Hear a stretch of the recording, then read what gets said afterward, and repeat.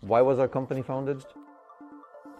Primarily because we were looking for an alternative to assets that provide security, even in times like the years 2022 and 2023, when the real estate market in Slovakia slowed down significantly.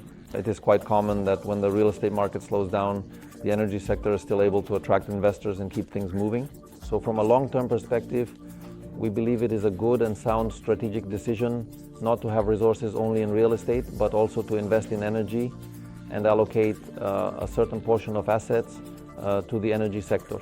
The energy sector has its own specifics. In contrast to, say, real estate, where there is a lot of speculation on value appreciation, in energy there isn't much speculation on value growth. Instead, we're talking about cash flow. We're talking about a regular stream of financial resources based on the sale of electricity, and this is basically the main reason why we're there.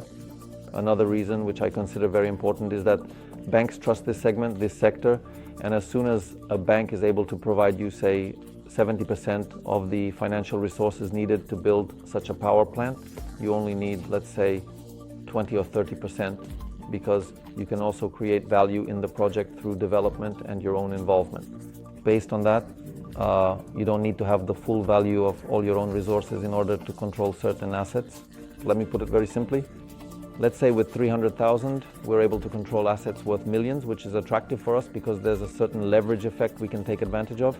Our investors, whom we allow into our projects, can also take advantage of this. And the essential point is probably that we do this in projects that are evaluated by banks as safe.